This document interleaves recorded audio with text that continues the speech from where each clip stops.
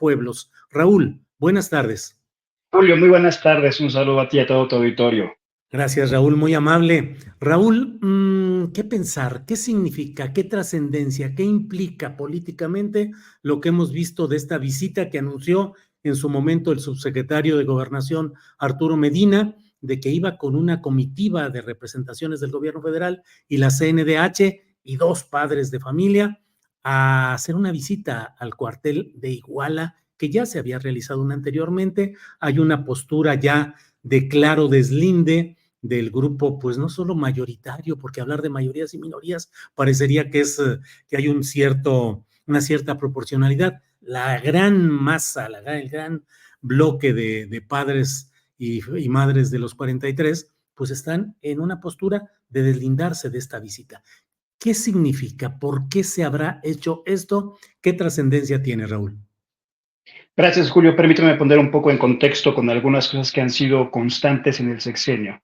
La primera, desde la llegada de este gobierno, vimos la incorporación de algunas voces que pertenecieron al movimiento social, no solo en el caso de Ayotzinapa, también en el caso de las policías comunitarias en Guerrero, de las autodefensas en Michoacán, incluso de la Iglesia Crítica.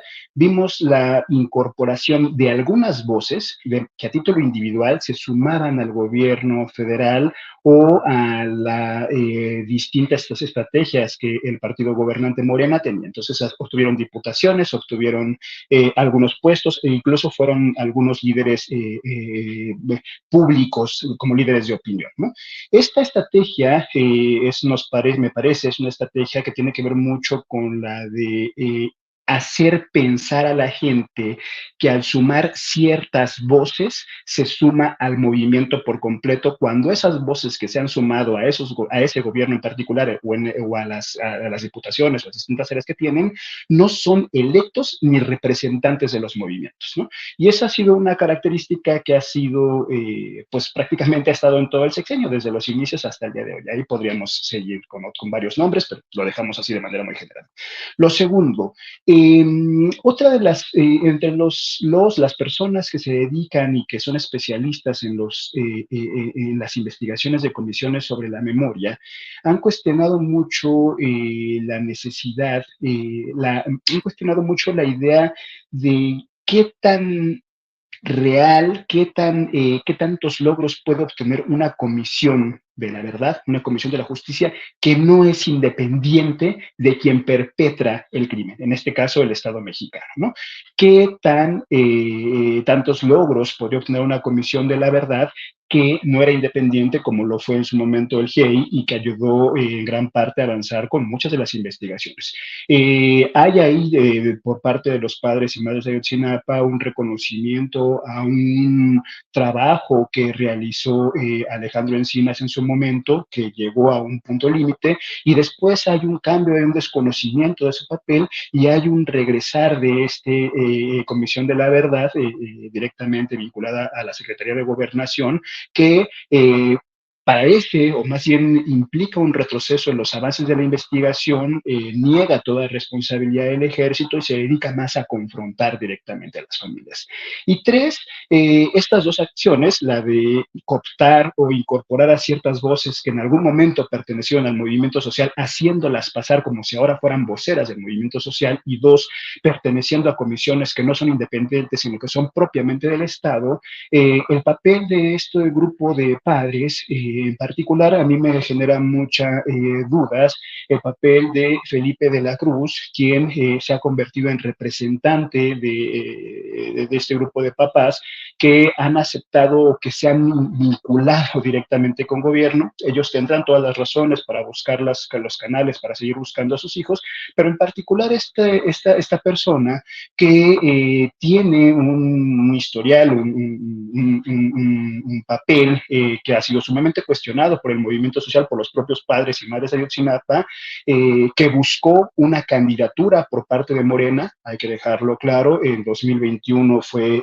precandidato a diputado federal de manera plurinominal por Morena, que defendió abiertamente a Félix Salgado Macedonio, y ojo con los nombres que se están dando, que defendió Ujú. abiertamente a Salgado Macedonio cuando fue toda esta polémica sobre las acusaciones de violencia sexual que hubo en contra de él. Es decir, un personaje que abiertamente ha jugado a favor de Morena, ha jugado a favor de los candidatos de Morena en el estado de Guerrero y que hoy juega abiertamente a favor de la Secretaría de Gobierno de este país, ¿no? Ese hecho nos hace poner en duda no solo el carácter independiente de la investigación, sino también cómo se está utilizando a un sector con este tipo de personas que buscan fragmentar la unidad de los padres que durante 10 años ya casi se han mantenido cuestionados, articulados, organizados, movilizándose, informados, ¿no? Y que se han mantenido manifestando sus posiciones, que han mantenido y han reivindicado constantemente la confianza sobre sus abogados, sobre las organizaciones de derechos humanos que les acompañan. Y me parece ahí que es lamentable que este momento de cierre de sexenio, con este caso en particular Ayotzinapa, que ha sido el más emblemático sobre los crímenes de Estado que se cometen en este país, no solo tenga un cierre que busque garantizar la impunidad del ejército y de otros actores políticos que también participaron del crimen, hay que decirlo, sino que también se cierre no solo garantizando impunidad, sino fragmentando o intentando fragmentar un movimiento que ha sido una referente de organización en México y en gran parte del mundo. Sí, Raúl, fíjate que comparto incluso un mensaje en X que puso la respetada periodista Blanche Petrich, que lo tenemos aquí disponible. Es precisamente cuando tú diste retweet o reposteaste, ahora como se dice, mi columna Astillero, que decía como título: ir al cuartel de Iguala, simulación, efectismo, instrucción del presidente, SG, Secretaría de Gobernación, maniobras divisorias, y otro subtítulo: habilitar padres para avalar. Y tú dijiste, muy importante el astillero de hoy de Julio Astillero. Y Blanche Petrich dijo: desde hace décadas como reportera he visto cómo invariablemente las autoridades se empeñan en destruir la unidad de las organizaciones de víctimas. Como dice Julio Astillero, es un recurso muy ruin que ahora aplica el subsecretario de Gobernación. Raúl, ¿qué se busca? Dar la apariencia de que sí se abren las puertas de los cuarteles, que hay una decisión fuerte del presidente de la República que dice: abran, entren, busquen, tienen 3 días y encuentren lo que haya. Dos objetivos, me parece. Uno, el mostrar, ha habido, si seguimos la narrativa que se ha dado desde las mañaneras, incluso contra el movimiento de Ayotzinapa y sus asesores, ha habido un intento de desprestigio hacia sus abogados, hacia los padres y hacia las organizaciones que los acompañan, ¿no? Si lo vemos como en todo el ecosistema que implica la narrativa que se ha implementado, ha sido un golpeteo constante, vinculándolo incluso con intereses extranjeros, ridículamente, ¿no? Vinculándolos con intereses políticos, ¿no? Ha habido toda una narrativa que ha apostado a golpear a los asesores, ¿no? Y a las organizaciones de derechos humanos y abogados que acompañan a las familias. Ahora, desde hace por lo menos 4 o 5 meses, se pasa a una segunda etapa que es mostrar al movimiento de padres como dividido, con actores como ya estuvimos mencionando, ¿no? Ya que se ha sembrado o se ha buscado sembrar la duda sobre la legitimidad y sobre la buena voluntad de los abogados y las organizaciones de derechos humanos, ahora se busca sembrar la duda sobre la legitimidad de las propias organizaciones de los padres. Es decir, no hay solo un interlocutor, sino que hay varios, y entonces con ese argumento el gobierno federal dice: nosotros en nuestra buena voluntad y en nuestro ánimo de transparentar, dialogamos con quien quiere dialogar con nosotros. Es decir, un sector que no solo no es representativo, sino que tiene además un veto por parte de las organizaciones, de la Organización de Padres y Madres de Ayotzinapa, y a ellos les abre el cuartel, el del 27 Batallón, ¿no? ¿Qué sucede? Los padres y madres han dado un posicionamiento muy, muy claro en este sentido. Ellas ya fueron a este cuartel. Hay que señalar que incluso caso fueron recibidas con gases lacrimógenos, fueron reprimidos en el anterior sexenio y también en este, ¿no? Ellas ya han acudido ahí y sobre todo han insistido en que en ese cuartel, de acuerdo a las investigaciones que ellos tienen, no van a encontrar nada, porque solo estuvieron de paso, y lo que confirma el testigo que hace referencia a que estuvieron 25 muchachos ahí, solo estuvieron de paso, fueron torturados y después fueron entregados al grupo delictivo Guerreros Unidos. Es decir, no es ahí la instancia de búsqueda. Es, me parece, una estrategia mediática, una puesta en escena, como suele decírsele, que viene a completar esta narrativa. Los abogados y las organizaciones no son legítimas, los padres están divididos, el presidente está dispuesto a abrir el ejército, los padres son intransigentes, nosotros quisimos resolver, ellos se negaron. Me parece que hay ahí una narrativa que se está construyendo en una estrategia mediática en el que este gobierno es bastante eficiente y que es sumamente peligrosa, porque más que estar encaminados hacia el camino de la verdad, la justicia, la memoria, la reparación del daño, de saber qué pasó con estos muchachos, lo que se está aspirando no solo es a construir una impunidad, sino a desgastar un movimiento, a mostrarlo como dividido, a buscarlo como que se niega al diálogo, y eso me parece no contribuye ni siquiera a la solución del caso, sino peor aún, no contribuye a una vida democrática de la sociedad de México. Raúl, yo planteaba en alguna columna también más promesas, menos esperanzas. Te pregunto, ahora que todo parece que el expediente y todo este proceso relacionado con los 43 normalistas, pues pasará al próximo gobierno, al de la doctora Sheinbaum.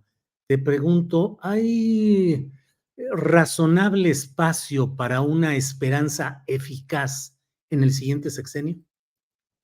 Pues no sé si esperanza, pero hay una necesidad de seguir buscando la verdad y hay que seguir una necesidad de seguir buscando esto, chicos. No hay otro interlocutor. No hay otros interlocutores más allá de las esperanzas. Es responsabilidad de esos jefes de Estado, de esta jefa de Estado próxima a tomar posesión, es su responsabilidad. Y me parece que los padres hacen bien en, más que depositar esperanzas, en seguir insistiendo sobre qué pasó con sus hijos, sobre quiénes son los responsables y sobre qué tanto gobiernos como este y el anterior estuvieron involucrados en proteger a quienes desaparecieron de los muchachos. Peor aún, me parece, Julio, que el presidente fue muy claro cuando llegó al gobierno. Él señaló que el tema de la violencia era uno de los grandes temas a solucionar, que si el tema de la violencia no mostraba resultados positivos, el tema de la violencia y el tema de la justicia no mostraba resultados positivos, los propios logros de su gobierno quedarían oscurecidos por estos hechos,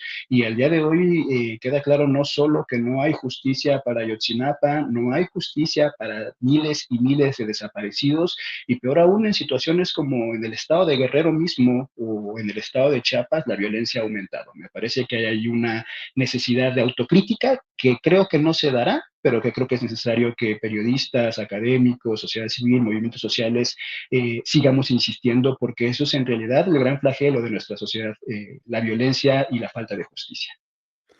Raúl, pues te agradezco mucho que hayas estado con nosotros y que hayamos tenido estas reflexiones y contexto de este tema delicado, trascendente, que es necesario seguir analizando y difundiendo todas las cosas de lo que ahí sucede. Así es que, Raúl, a reserva de lo que desees agregar, te agradezco que hayas estado con nosotros. Muchas gracias, Julio. Seguir al pendiente de lo que los padres, madres, las organizaciones que les acompañan nos propongan. Se vienen las movilizaciones por los 10 años, se viene toda una serie de actividades que ellas están preparando y realizarán con el objetivo de seguir insistiendo. Miren, no hay un país, no hay democracia con desaparecidos, y este es uno de los primeros que toca seguir avanzando. Muchas gracias, Julio. Y Raúl, gracias. Hasta pronto.